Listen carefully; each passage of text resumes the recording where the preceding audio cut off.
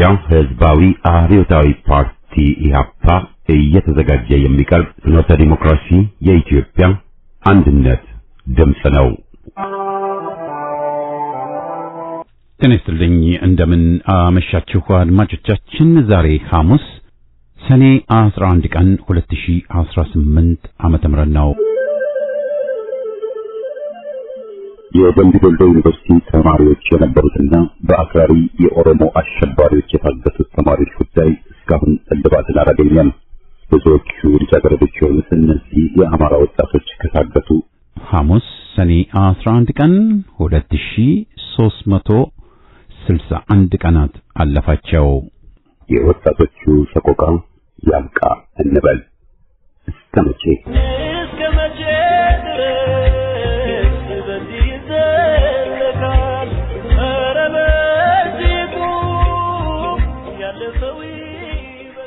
በየሳምንቱ ሐሙስ የሚቀርበው ከማህደራችን ፕሮግራማችንን አሰምተን የዛሬ ዝግጅታችን ፍጻሜ ይሆናል።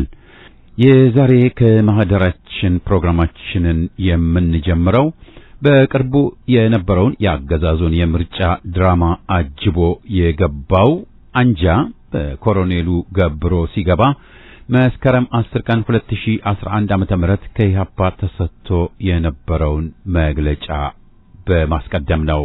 በማስከተልም ሁሌም ሰማዕት የምትሻ አገር ያልታደለች ናት በሚል ርዕስ በ2010 ዓ.ም ቀርቦ የነበረውን ሀተታ እናሰማለን። በመጨረሻም ገናናው ክብራችን ሰንደቅ ዓላማችን በሚል በቀረበው ሀተታ የዛሬ ዝግጅታችን ይጠናቀቃል። አሁን ወደ ዜናው።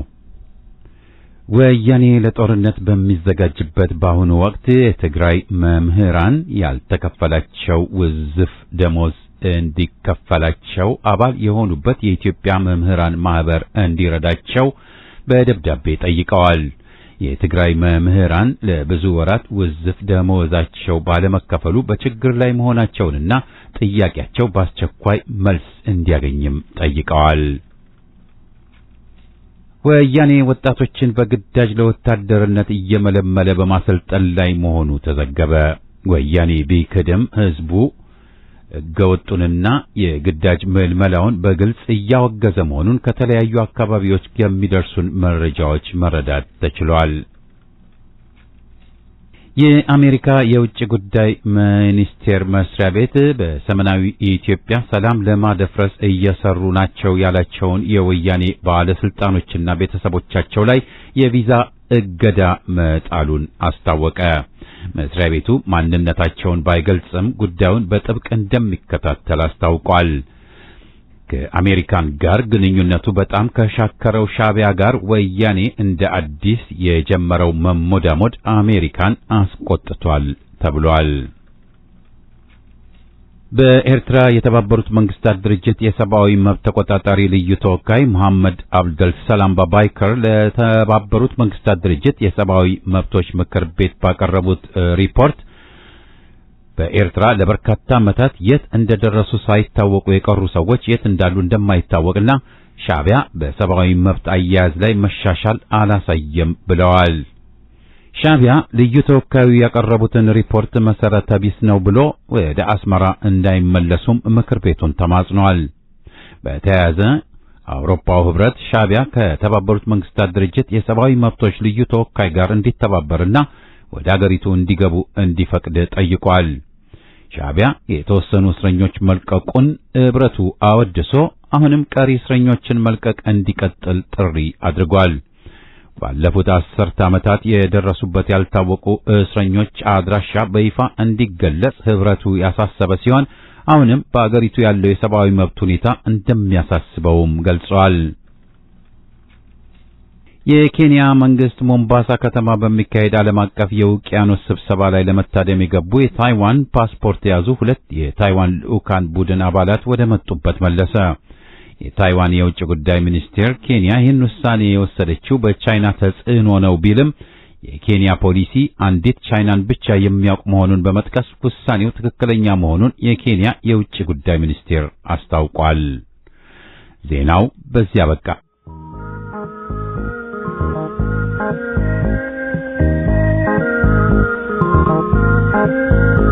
ከማህደራችን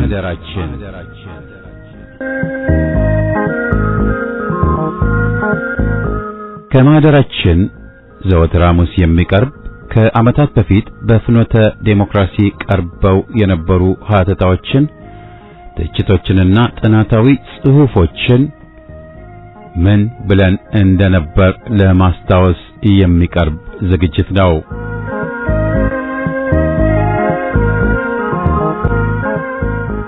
ከኢትዮጵያ ሕዝባዊ አብዮታዊ ፓርቲ ኢህአፓ የተሰጠ መግለጫ መስከረም 10 ቀን 2011 ዓመተ ምህረት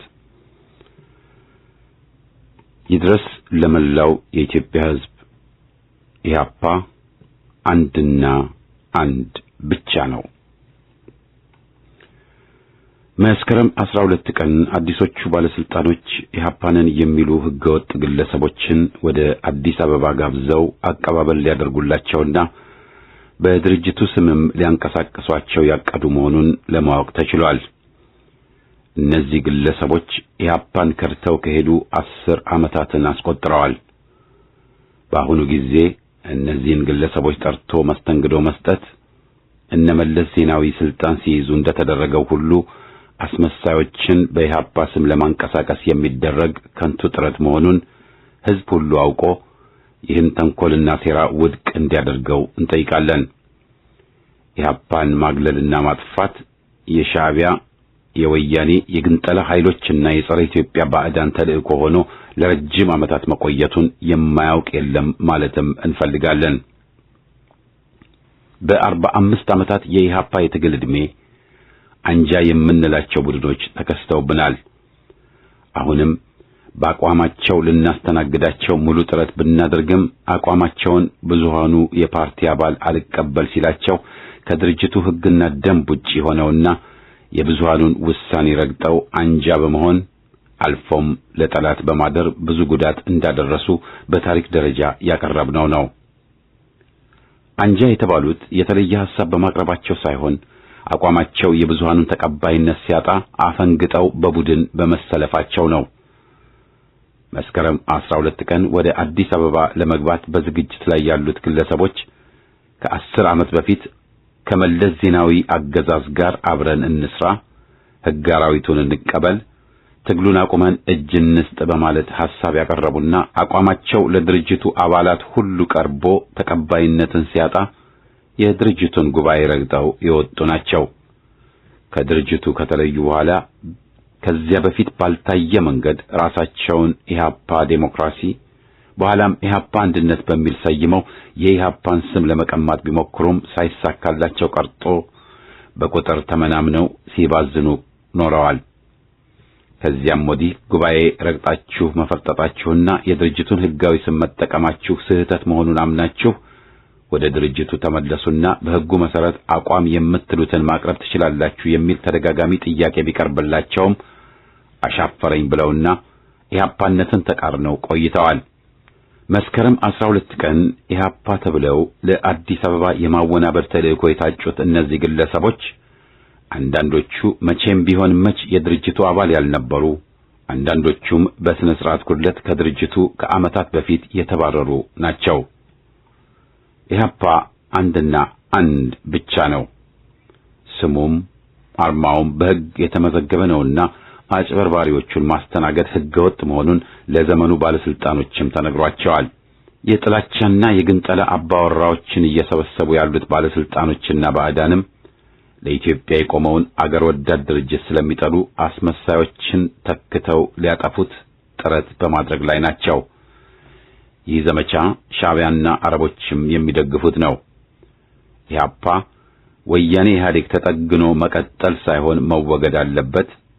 የሽግግር ሂደት ተጀምሮ ወደ ሽግግር መንግስት አምርቶ አገራችን ዴሞክራሲና ህዝባዊ ጉዞ ማድረግ አለባት። ሉዓላዊነቷም መረጋገጥ አለበት። አንዱን ዘረኝነት በሌላ መተካት የለብንም። አገራችን የጥላቻ አውሬዎች መፈንጫ መሆን የለባትም በማለቱ ድርጅቱን ለማግለልና በስሙ አስመሳዮችን ለማሰማራት እንቅስቃሴ እየተደረገ ነው። የዛሬ 27 ዓመት ፎረም 84 ወዘተ ብሎ ወያኔ የሞከረውን እንዳከሸፍነው ሁሉ አባላት ደጋፊዎችና ሌላውም የህብረተሰብ ክፍል ይህን ሴራ ሊያከሽፈው ይገባል። በጥቂት ወራት ውስጥ የታየው ሁኔታ ሕፃናትን ጨምሮ ንጹሃንን የሚያርዱ አውሬዎች የሚሰማሩበትና የሀገር ክቡር ሰንደቅ ዓላማ ይዘው ተቃውሞ የሚያሰሙ ኢትዮጵያውያን ዱርዬዎች የሚባሉበት ክስተት ነው። አገራችን ለከፍተኛና አስከፊ አደጋ ተጋልጣለች። ኢትዮጵያዊነት እየተጠቃ ነው። ኢትዮጵያን ከጥፋት ለማዳን ከፍተኛ ርብርብ በሚያስፈልግበት በአሁኑ ሰዓት ኢህአፓ እያካሄደ ያለውን ትግል ለማኮላሸት ስሙን ነጥቀው በቦሌ ወደ አገር የሚገቡት ግለሰቦች የትግሉ እንቅፋት መሆናቸውን ሁሉም ዜጋ እንዲገነዘበው እንፈልጋለን። ኢህአፓ አንድና አንድ ብቻ ሲሆን ለወያኔ ኢህአዴግ አይሰግድም። ኢትዮጵያዊነት ያቸንፋል።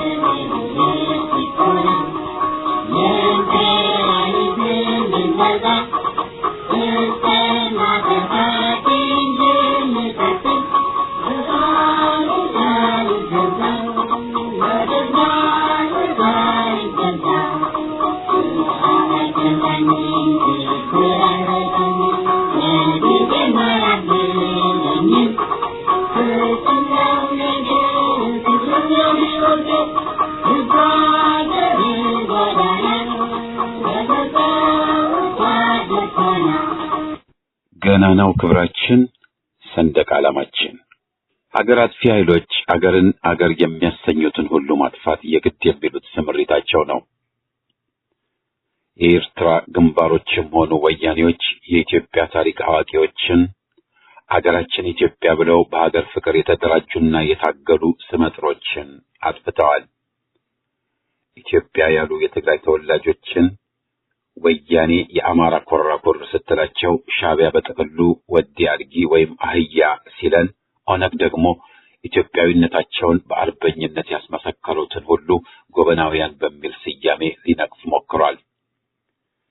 የኢትዮጵያ ቅርስ የሆኑትን ተቋሞችና ሃይማኖቶችንም ለማጥፋት ይህ ነው የማይባል ሙከራ ተደርጓል።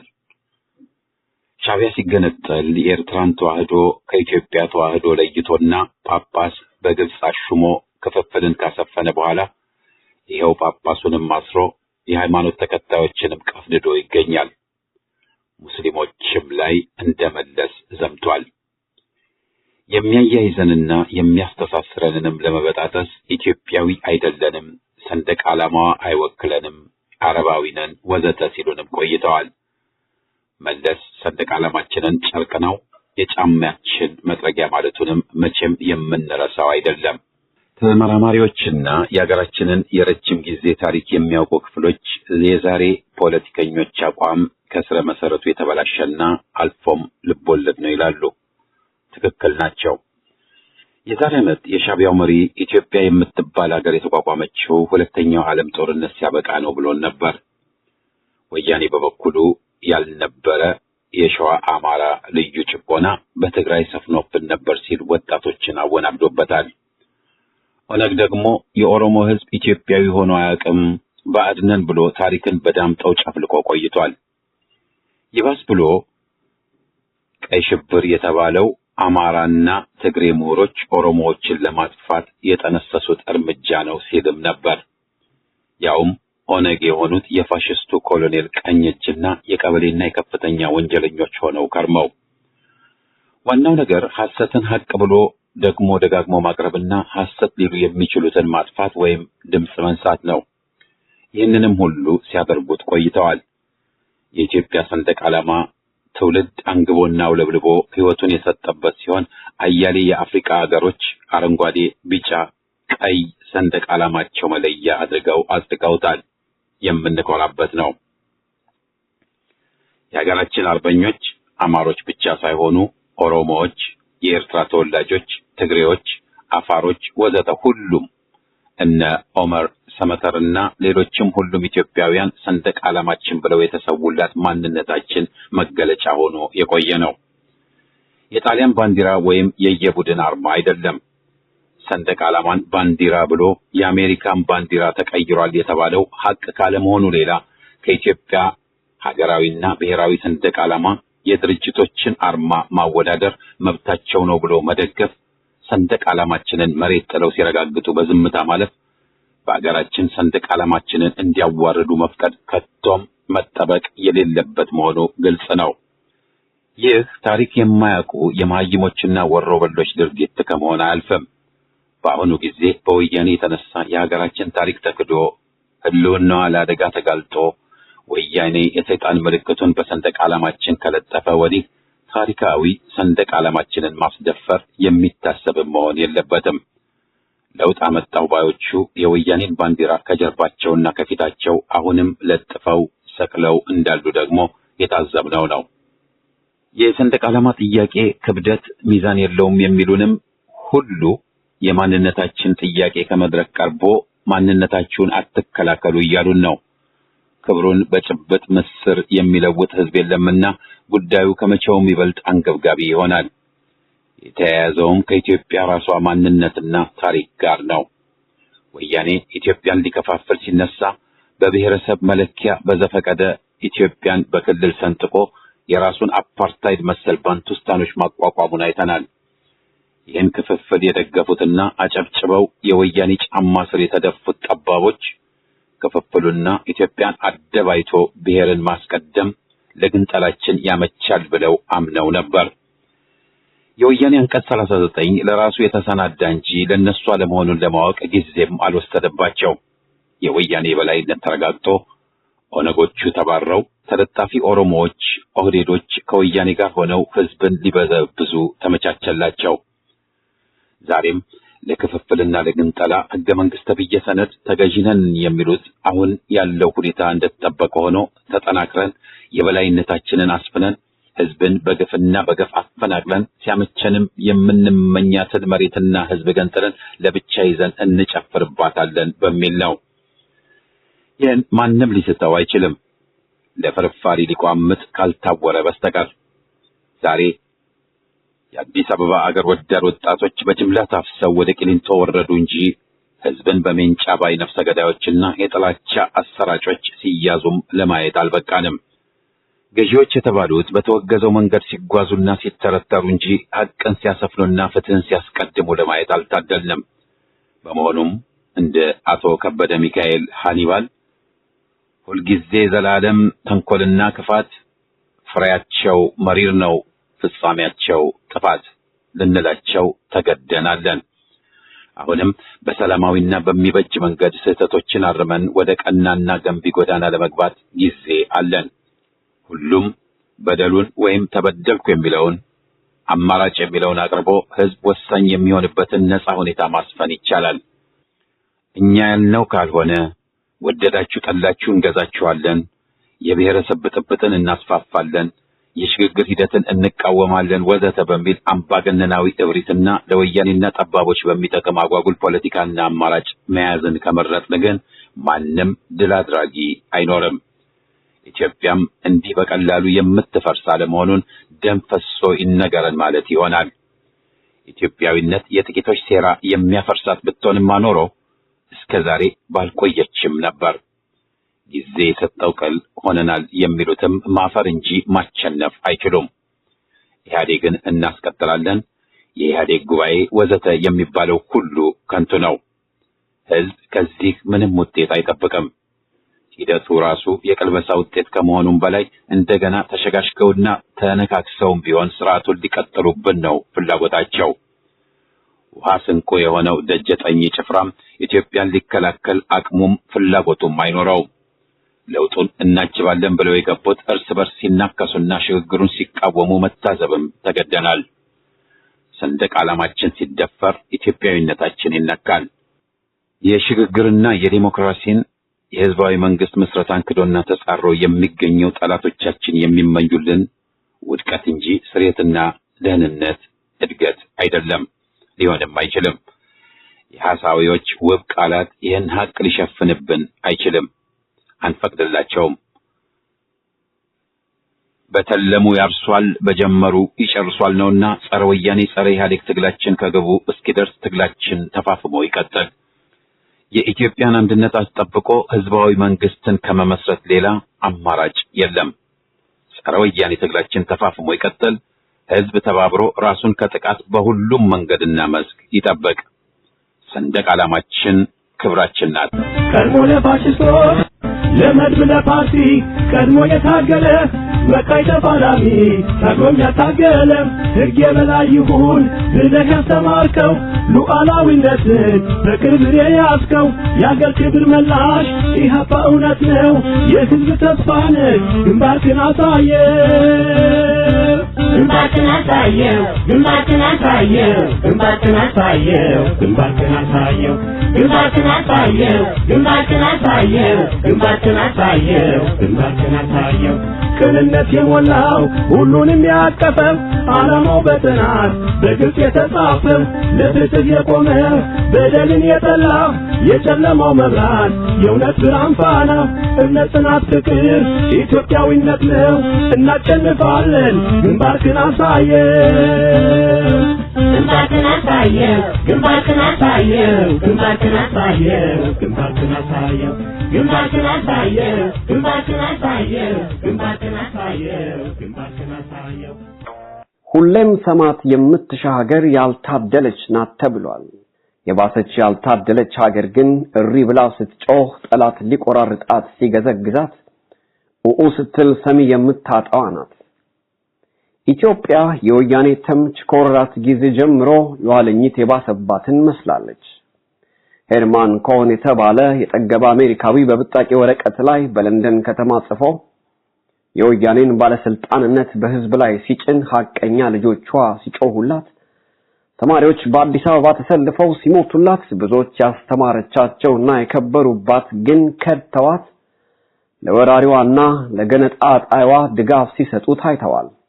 ወዲያውም ዘረኛው ቡድን በቀደደው ቦይ ለሽ ብለው ሊፈሱ የየብሔረሰባቸውን ቡድንና ተለጣፊ ድርጅት መስርተው በሽግግሩ ጉባኤ በፈረደበት ነፍጠኛ ላይ ከሟች ከመለስ ዜናዊ ጋር አብረው ቧርቀው ይሸንሸን ገላዋን በኢትዮጵያ ላይ ዘፍነው ወያኔን ይታገሉ በነበሩት በኢሃፓና በኢዴሃቅ ላይ አላግጠው አገር አጥሾቹን ልጆቼ ብለው በአገራቸው ቁስል ላይ ጨው የነሰነሱትም ዛሬም የምንረሳቸው አይደለንም። ኢትዮጵያ ዛሬም የሚሞትላትን ልጅ የሚሰዋላትን ጀግና ትፈልጋለች። ሀገርናትና ዜጎች ተብዮች የት አሉ ማለቷም አያስደንቅም። ሲያልፍላትና ሲያምርባት ብቻ ውድ ሀገሬ የሚሏትን አትፈልግም። ለጫጫታው ከሆነማ ለአገር ነጻነት ሲሉት ቅንጣትም እርዳታ የማያደርገው ሁሉ ኢትዮጵያዬ እያለ ይዘፍንላታል። ትላንት ልጆቿን የፈጀው ሁሉ ዛሬ የኢትዮጵያዊ ምሳሌ እኔ ብቻ ነኝ ሊላት ይቃጣዋል። የቃል ክቡርነት ቃሉን ለሚያከብር ብቻ ነው መባሉ እዚህ ላይ መነሳት ያለበት ነው።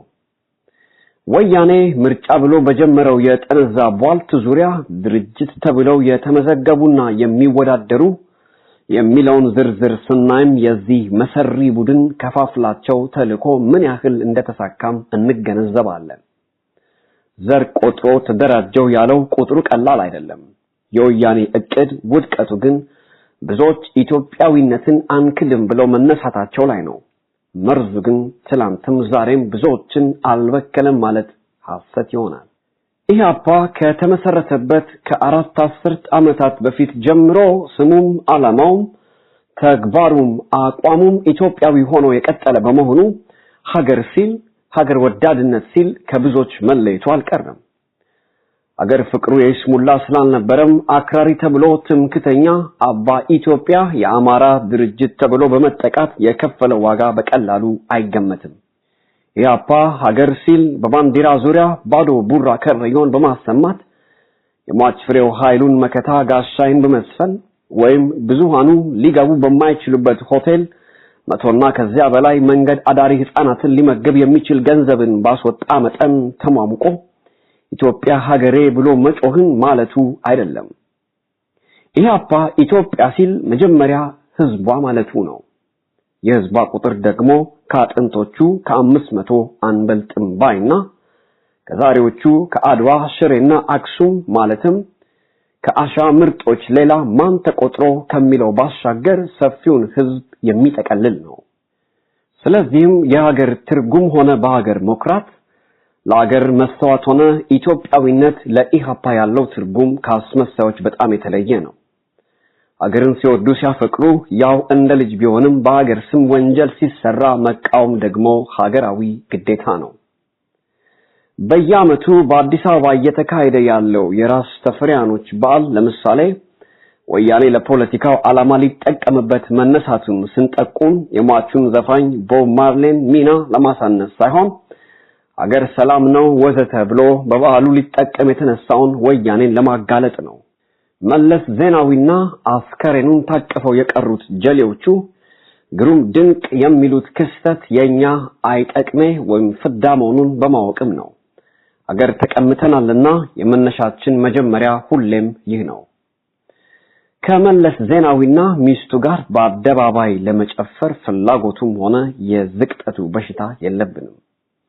በሼራተን ሆቴል ከነስዩም መስፍንና ስብሐት ነጋ ጋር መሳከር፣ ወያኔን ተለማምጦ መነገድና ለመክበር መጣር፣ ቤት መስራት ወዘተ ለኛ የትግላችን ግብ አይደለም። ሟች መለስ ዜናዊ የሚጠላት ሀገር ፈላጭ ቆራጭ ሆኖ ሎሌው ዳዊት ዮሐንስ የፓርላማ አፈ ጉባኤ ወይም የወያኔ ቱሪናፋ ሆኖ ባለበት የፓርላማ ተመራጭ ነን በሚል ከደሃው ህዝብ ገንዘብ በደሞዝ መልክ ለመቀማትና ነጋ ጠባ ለመዋረድ ከቶም ፍላጎት የለንም። ይህ አይነቱ የቅሌት ፖለቲካ ሲያልፍም አይነካካንም። ህዝብ ይቅደም ስንል የሀገሪቷ ህዝብ ሁሉ በዜጋነቱ እኩል ሆኖ የሚኖርባት ሀገርን ለመመስረት የምንችለው በዚህ መልክ ብቻ በመሆኑ ነው። ለዚህ ነው ኢህአፓ ትላንትም ዛሬም ትምክተኛነትንና ጠባብ ብሔርተኝነትን ሲታገል የቆየውና እየታገለም ያለው። ክልል አንደኛ ክልል ዜሮ እንዳይኖር ማለት ነው። ሀገር ስንል ህዝብ ማለታችን እስከሆነ ድረስ ህዝብን እያጠፋ ሀገርን የሚገነባ ኃይል ሊኖር ይችላል ብሎ ኢህአፓ አይቀበልም። ስለዚህም ጸረ ህዝቡ የመንግስቱ ኃይለ ማርያም አገዛዝ በሀገር አጥፊነት ይፈረጃል እንጂ ትዝታዎቼ ወይም ነበረ በሚል አረመኔን ስርዓት ሊያቆነጃጁ የጣሩ ካሉት ጋርም አይሰለፍም። ማን ይውቀስ የደማ ነውና ያ ሁሉ የፈሰሰ የህዝብ ደም ዛሬ ያንን ስርዓት ሊሞሽሩ የሚነሱትን ሁሉ ይወነጅላቸዋል። የአጼ ኃይለ ሥላሴ ምስል በአብዮት ወይም መስቀል አደባባይ ሲታይ ኃይሌ ኃይሌ ብሎ ሲዘፍን ያ የአጼው ስርዓት የፈጀውንና ያሰቃየውን ንጹህ ኢትዮጵያዊ መርሳት የማንችለው እኛ ዳግም ህዝብ ሊገደል ነውና መቃወማችን የግድ ነው። መሰረቱ ለህዝብ አንድነት ትግል ሲካሄድ የአገሪቷን መከራ ከሚያበዙት ጎን የነበሩ በህዝብ ፍጅት የተሳተፉ ሀገርን ከበዝባዥ ጋር አብረው የተቀራመቱና ሀገርን አጥፊን አገዛዝ ያገለገሉ ሁሉ ዛሬ ተመልሰው ከኛም በላይ ኢትዮጵያዊ ላሳር ብለው ሳያፍሩ ከመሰየም በተጨማሪ ለሀገር ሲታገልና ሲሰቃይ የባጀውን ኃይል ለመወንጀል ሲነሱ መታዘቡ መቼም ምጸት ሆኖ ይገኛል። ሀገር ወዳድ ከሆነን የመጣውን ስርዓት እናት ለልጇ የምትሰጠውን ልጅን ሲወዱ ከነንትኑ ፍቅር መስጠት አይቻልም፣ አይጠበቅም። የአገዛዝ እንትኑ ሀገር አጥፊ ነው። ሁሌም ሀገርና መንግስት አንድ አይደሉም። እንኳን በእብሪት በስልጣን የተሰየሙ ጸረ ህዝብ ኃይሎች ቀርቶ በህዝብ ምርጫ እንኳን ለስልጣን የበቃ ኃይል ሀገርን ተክቶ ሊቆም አይችልም። ሀገር ወዳድነን ስንል በሀገራችን እንኮራለን ስንል በሀገር ስም አገዛዙ ወንጀል ሲፈጽም እሰየው እንላለን። ገበና ብለን ደብቀን እናጨበጭባለን ማለት አይደለም። ኢህአፓ ቀደም ሲል በደርግና ዚያድ ባሬ ጦርነት ጊዜ የወሰደውን አቋም በተመለከተ አረመኔው የመንግስቱ ኃይለ ማርያም ቡድንና ጭፍሮቹ ያንንም ዛሬም ድርጅቱ ዚያድ ባሬን ሶማሌን ደገፈ ብሎ ቢቀላምዱ የኢሃፓ አቋም ግን የሶማሊያን ወረራ ተቃውሞ ደርግም ይህንን በመጠቀም ተቃዋሚን ሊያጠፋ መነሳቱን ጠቁሞ የኦጋዴን ህዝብም መበደሉን መርሳት አይገባም የሚል ነበር። ዚያድ ባሬም መንግስቱም በህዝብ ትግል ካልተወገዱ ህዝብን ያፋጃሉ ነበር ያለው። በወያኔና ሻቢያ ጦርነትም ወቅት ኢሃፓ የወያኔ ድንገተኛና የይስሙላ ኢትዮጵያዊነት ሊዋጥለት ስላልቻለ ህዝብ በመለስ ዜናዊና ጭፍሮቹ ፕሮፓጋንዳና ቅስቀሳ ሳይወናበድ በቀውሱ ተጠቅሞ ሀገርን እንዲያስከብር ጠቁሞ ነበር። ከመለስ ጎን ቆሞ ገንዘብ ለግሶ የመለስን ወያናዊ እርምጃ ሁሉ ደግፎ እሪ አላለም። በመለስ ትዕዛዝ ስር ያለ ጦርም አሰብን ያስመልስልናል ብለው ለባረቁት የሰጣቸው መልስ አይሞኞች ስንት የተታለሉ የሚል ነበር። በመለስ ትዕዛዝም ኤርትራኖች አላግባብ ሲባረሩ በቅድሚያ መለስ ወደ እናት ሀገሩ ይመለስ አለ እንጂ ኢሃፓ ይህን ሀገር አስገማች ህገወጥ እርምጃ አልደገፈም። ከባድመ መልስ ወደ መለስ ብለው ሊያዘናጉ የሞከሩትንም አጋልጧል። ቀንበር ከተሸከሙ በኋላ መንፈራገጥ እንደማይጠቅም አሳስቧል። ዛሬ ግልጽ እንደሆነውና ትላንት አብረው ህዝባችንን ሲያሰቃዩ የነበሩና ዛሬ የለም ተቃዋሚ ነን እያሉ ያሉ ግለሰቦች እንደመሰከሩት መለስ ዜናዊ አቋሙ መቼም ቢሆን ኢትዮጵያዊ አልነበረም። በአገር ፍቅር ሽፋን አድርባዮች ከገዢው ቡድን ጋር ሊሞዳሞዱ ሲነሱ በቀስ በቀስ ለውጥ ሽፋን የደላቸው ለወያኔ ጊዜን ሰጥተው በአገር ቅርጫው ሊካፈሉ ሲጥሩ ኢሃፓ አደናቃፊ ጋሬጣ መስሎ ቢታያቸው አልተሳሳቱ። ነጋ ጠባ ቢዘምቱበትም አይደንቅም። ለኢሃፓ ሀገር ማለት በቅድሚያ ህዝብ ነው። ምርጦች ወይም የገዢው ቡድን ጭፍሮች ማለት አይደለም። በአገሩ ሲኮራ በህዝብ ነው የሚኮራው። በመለስ ዜናዊ አይኮራም። ጸረ ህዝቦች ቢደነቁ ቢሸለሙ በውልደት ኢትዮጵያዊ ናቸውና ብሎ አይኩራራም። ሰፊው ህዝብ፣ አርሶ አደሩ፣ ላባደሩ፣ መንገድ አዳሪው፣ ድሃው ህዝብ ምን ይላል? ምን ተጠቅሟል ነው ዋናው ጥያቄ። የወያኔ ኢትዮጵያ የኢትዮጵያውያን ኢትዮጵያ አይደለችም። ስለዚህ በጅምላና በደፈናው አንኮራባትም። በቅድሚያ ሀገራችንን ከቀማኛ ማስመለስ አለብን ማለት ነው። የሀገራችን ባለቤትና ባለመብት ዜጋ መሆን አለብን። የአክሱም ሐውልት ተመለሰ ብሎ ለመፈንደቅ የሀገራችንን ቅርስ እየቸበቸበ ካለ አገዛዝ ጋር መስመር መግጠም የለብንም። ሟች መለስ ዜናዊ ትናንት ጠግቦ ሳለ የአክሱም ሐውልት አይመለከታችሁም ያለንን ልንረሳ አይገባም። ዋናውን ጉዳይ ከረሳን ማለትም ውሉን ከሳትን ሁሉም ይፈታብናልና ነው። ህዝብ ደግሞ ትላንትን ከረሳ መከራውን ዳግም መሸከሙ አይቀሬ ነው። የወያኔ ጭፍሮች ደርብ ብለው ሲጨፍሩ ልንቀላቀል ቀርቶ በቦታው መገኘት የለብንም ማለት ነው። ዛሬ ሀገር ወዳድነን ብለው ግን ስራቸው ለወያኔ እድሜ ቀጣይ ሆኖ ያሉትን በተመለከተ ህዝብ ነቅቶ ማወቅ አለበት። እንክርዳዱንና ስንዴውን መለየት የግድ ነው። ሁሉም ጸረ ህዝብ አገዛዝ ህሊናቸውን በወዳቸው የለወጡ ሎሌዎችና ቀጥረኞች አሉት። በአምባገነኑ ዙሪያ ተኮልኩለው ፍርፋሪ እየለቃቀሙ አንዳንዴም የተቃዋሚ ጭምብል እያጠለቁ ህዝብን ለማወናበድና ከፋፍለው ለገዢው ቡድን ሰለባ ለማቅረብ የሚራወጡ ነበሩ፣ ዛሬም አሉ። ሀገር ወዳድነን ቢሉም የሚያስቀድሙት የራሳቸውን አይታክቴ ከርስ ነው ወይስ የሀገርን ጥቅም ብሎ መጠየቅ ያሻል። ኢትዮጵያ ሀገሬ ያለ ሁሉ በእውን የዚች መከረኛ ሀገር ሐቀኛ ልጅ አይደለም። ይሞትላታል፣ ይሰቃይላታል፣ ማለትም ለሰፊው ህዝብ ይታገላል ወይስ ከመለስ ዜናዊ ቡድን ጋር ይሞዳሞዳል? ለሹመት ለወንበር ይዋደቃል? ማን ነው ሀገር ወዳድ? ማን ነው የኢትዮጵያ ሐቀኛ ልጅ? ወያኔ ጸረ ኢትዮጵያ መሆኑ ግልጽ ነውና ከመለስ ዜናዊ ሰምሮና ተባብሮ ያለ ሁሉ በሀገር ወዳድነት ሊፈረጅ አይችልም። ለከርስ አደር ሀገሩ ሆዱ ነው። ይህን መቼም መዘንጋት የለብንም። ኢሃፓ በበኩሉ ግን የትግል ታሪኩን የሰማዕቱን ተጋድሎ የዛሬም ፍጹም ኢትዮጵያዊ ይዘቱንና አቋሙን ዋቢ በማድረግ ድርጅቴ ኢሃፓ ሀገሬ ኢትዮጵያ ብሎ አፉን ሞልቶ መናገር ይችላል። ለማንም ባድ ኃይል ተጎንብሶ ሀገርን አልሸጠም አልከዳምና የሚያፍርበት ታሪክ የለውም። ሀገር ሲል ህዝብ ነውና የጠባቦችና የትምክተኞች ነቀርሳም አልነካውም። ወደፊትም የሚነካው አይሆንም። ለህዝብ የሚታገል ለኢትዮጵያ የቆመና የሚዋደቅም ነውና ባዕድም ሆነ የመለስ አገዛዝ ለሚወዘውዙት እንቁልልጭና ፍርፋሪ ውሰድ አይቅበረበርም። ታሪክና ህዝብ ምስክሩ ናቸው። ለዚህ ነው ከሃዲዎች እየዘመቱበት በዘመቻቸው ሐቀኛ ኢትዮጵያዊነቱን ሳይወዱ የሚመሰክሩለት።